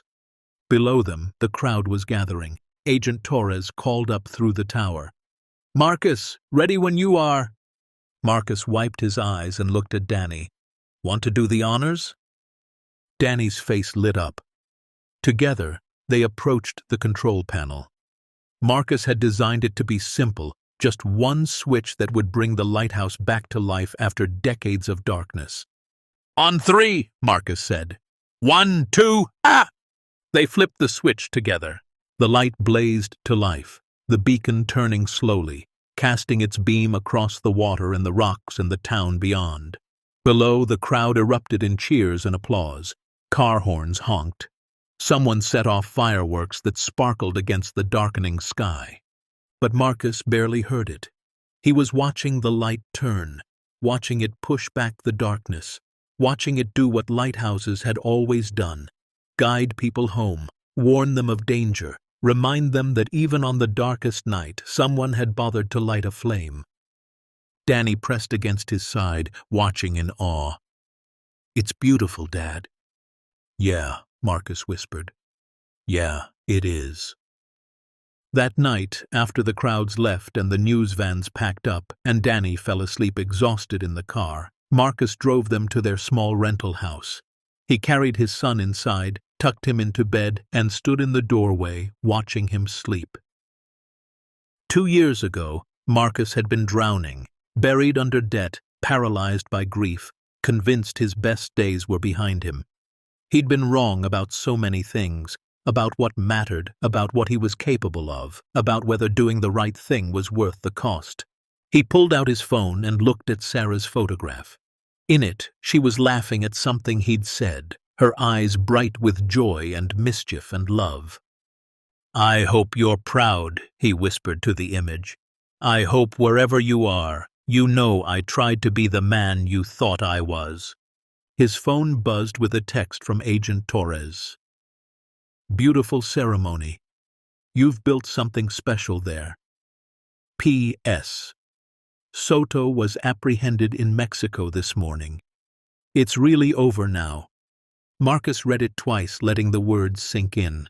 Richard Soto was in custody. The threat was gone. He and Danny were safe. It was really over. Or maybe it wasn't over. Maybe it was just beginning. 6 months later, on a cold December morning, Marcus stood in the Lighthouse Museum preparing for a school tour. 15 kids from Danny's class were coming, and Danny had been talking about it for weeks. The museum had become more successful than anyone expected. Thousands of visitors came each year, drawn by the story and the exhibits and the beauty of the restored lighthouse. Marcus had been able to hire 2 part-time staff members, including Jenny Whitley's daughter, who'd moved to Copper Bay to help run educational programs. The town had changed too. New businesses had opened, a coffee shop, an art gallery, a bookstore that specialized in maritime history. The influx of tourists had revitalized the local economy. Property values were rising. Young people were staying instead of fleeing to Portland or Boston. Copper Bay was alive again, and at the center of it all stood a lighthouse that had once hidden darkness but now illuminated hope. Marcus heard the school bus pull up, heard the excited chatter of children as they tumbled out. Danny burst through the door first, his classmates behind him. "Dad, we're here. Can we climb the tower first?" Marcus smiled. "Tour first, tower after. Deal?" "Deal!" As he led the children through the exhibits, explaining the history and the crimes and the recovery, Marcus noticed something. The kids weren't just interested in the treasure or the drama. They were captivated by the moral questions. "Why didn't the lighthouse keeper go to the police?" one girl asked. "He was scared," Marcus explained. "Sometimes fear makes us do things we know are wrong." "But he tried to make it right at the end," a boy added. "That counts for something, right?" "It does. It doesn't erase what he did wrong, but it matters that he tried." Danny raised his hand like he was in class. "My dad found all this stuff and could have kept it, but he gave it back because it was the right thing to do." The other kids looked at Marcus with new respect. One asked, "Weren't you scared?" Marcus knelt down to the child's level, terrified. "But my wife taught me that courage isn't about not being scared. It's about doing the right thing even when you are scared." After the tour, after the kids had climbed the tower and marveled at the view and eaten the cookies Mrs. Henderson had brought, Marcus stood alone in the lantern room. The winter sun was setting, and soon he'd turn on the light. He thought about William Grady, who'd spent his last years trying to atone for his mistakes. About Thomas Whitley, who'd died protecting beauty. About Sarah, who'd faced death with dignity and taught him what real courage looked like. He thought about the choices that had brought him here, the desperate $1 bid at an auction, the terrifying decision to go to the authorities, the choice to take only what he needed and give the rest away. Every choice had been hard. Every choice had cost him something. But standing here now, looking out at a town that was thriving, at a lighthouse that was teaching instead of hiding, at a future that finally felt bright, Marcus knew Sarah had been right. Some things were worth the risk. Some debts were paid in character, not currency. And sometimes the poorest man who did the right thing was richer than the wealthiest man who didn't. The door to the lantern room opened. Danny climbed the last few steps, slightly out of breath. "Hey, Dad, can I help you light it tonight?" Marcus smiled and held out his hand. "Absolutely, buddy." Together they flipped the switch. The light blazed to life, turning slowly, casting its beam across the water. And as father and son stood watching, Marcus felt something he hadn't felt in years. Peace, purpose, pride. He'd bought a lighthouse for $1, found a treasure worth hundreds of millions, and chosen to give it away. But what he'd gained, a restored sense of integrity, a future for his son built on principle rather than profit, and the knowledge that he'd honored Sarah's memory by being the man she'd believed he could be. That was priceless. Anyone can find treasure if they're lucky. But it takes courage to give it back, wisdom to understand what truly matters, and love to choose the hard right over the easy wrong. As the sun dipped below the horizon and the lighthouse beam grew brighter against the darkening sky, Marcus Brennan stood with his son and knew with absolute certainty that he'd made the right choice. Because some debts can only be paid with integrity, Some stories can only end with honor, and some lights once extinguished must be relit, not to guide ships, but to guide souls. The widowed father who bought a crumbling lighthouse had discovered that the greatest treasure isn't found beneath the ground. It's forged in the choices we make when no one is watching except the person in the mirror and the memory of those we've loved and lost. And that treasure you get to keep forever, the end. Up next, 2 more powerful stories of courage and redemption waiting for you. Click to keep discovering what happens when ordinary people make extraordinary choices, and don't forget to hit subscribe if you believe doing the right thing is always worth the cost.